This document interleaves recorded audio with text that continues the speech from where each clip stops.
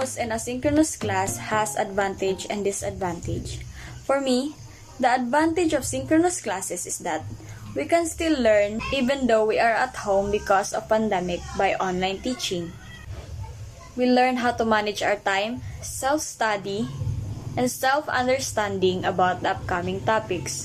Yes, it is hard because we used to study in face-to-face where we can communicate with our classmates and friends, especially our teachers, and ask questions directly. But still, we need to adjust ourselves for our safety. The advantage of asynchronous classes is that we learn how to manage our time, especially when we are doing our activities and such. And the disadvantage is that sometimes all the activities are loaded, so we might face some struggles too. But that is part of our learning. We won't learn if we don't struggle.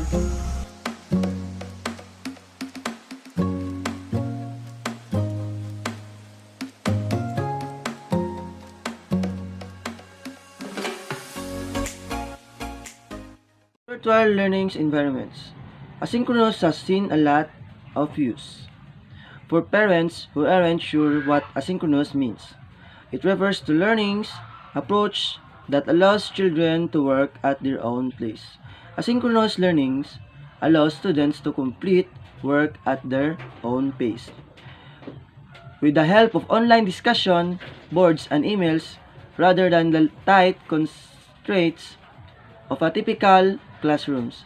Asynchronous courses do not require students to interact with a live class or teacher in real time. The teacher offers the students pre-recorded videos and asynchronous assignments, which they were asked to complete on their own. And the other example is, the online discussion board allowed the conference participants to conduct asynchronous conversation after attending their sessions.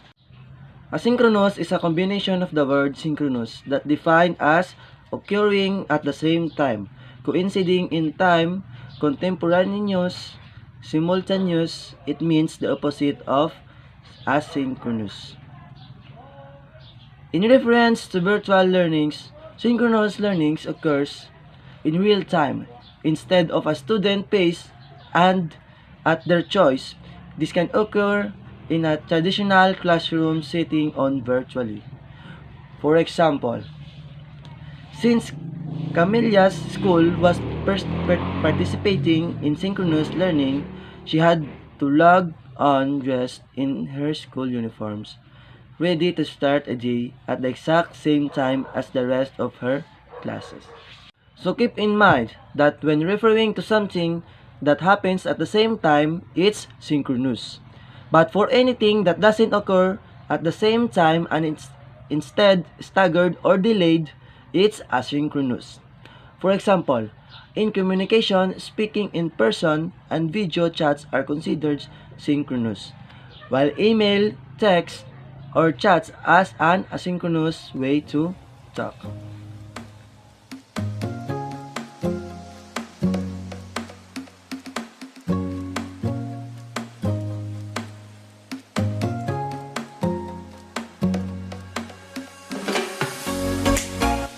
Synchronous communication occurs in real time when at least two people are communicating with each other at the same moment.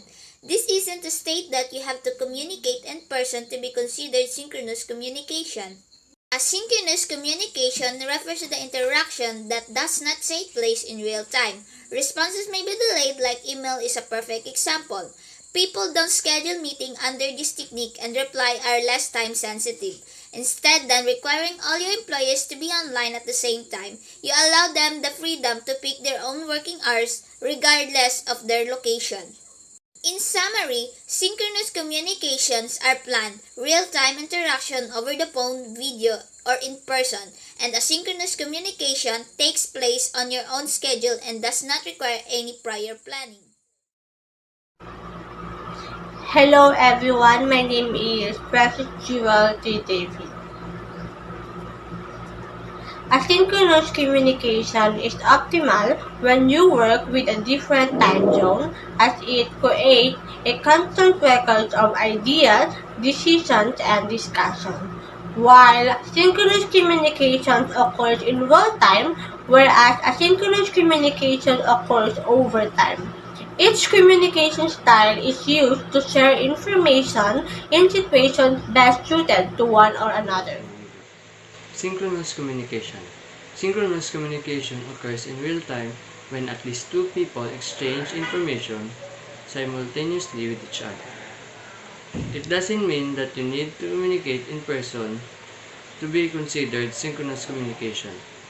This type of communication can also be virtual, planned, or improvised. Example of synchronous communication: personal meeting, telephone call, video conference. Asynchronous communication is a communication that has a delay between the moment the message is sent and the moment the recipient interprets.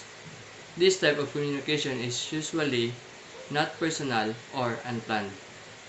Examples of asynchronous communication: email, letter or direct mail, project management tools, text message, direct messaging.